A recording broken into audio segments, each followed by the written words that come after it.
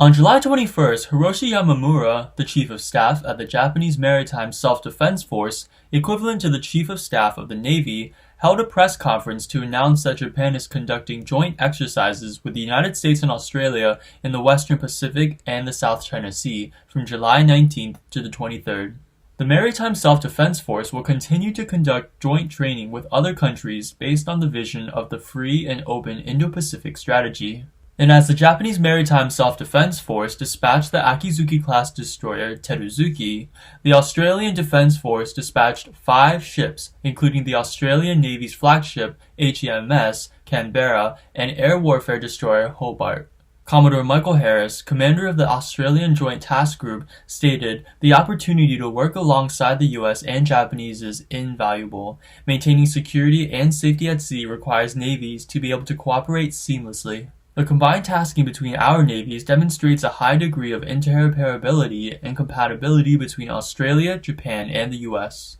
The U.S. Navy announced on Twitter on the 21st that the U.S. representatives participating in the three-nation naval exercise are from the Ronald Reagan Carrier Strike Group, voicing also in a separate statement that as this year marks the 60th anniversary of the signing of the U.S.-Japan Treaty of Mutual Cooperation and Security, Australia and Japan have established themselves as long-term alliances with the United States. The announcement of unified naval practice comes a day after the USS Minit's aircraft carrier strike group began to conduct cooperative exercises with the Indian Navy in the waters off the Andaman and Nicobar Islands in the Indian Ocean.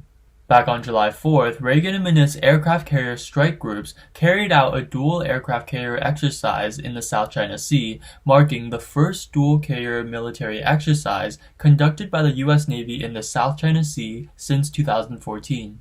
Bonnie Glaser, director of the China Power Project at the Center for Strategic and International Studies, CSIS, told the Associated Press that U.S. aircraft carriers were deployed to the Indo-Pacific region as a response to, quote, "some indications in Chinese writings that the United States was hit hard by COVID-19, that military preparedness was low." Therefore, the United States likely used this to send a signal to the CCP, contradicting the CCP's erroneous claims. Still, the CCP official military expert Zhang Zhaozhong warns that judging from the current U.S. aircraft carrier strike group trends and dispatch frequency, there is a possibility that the U.S. military will send a third aircraft carrier, and if this happens, regional conflicts will be inevitable. Conflicts may escalate into a partial war.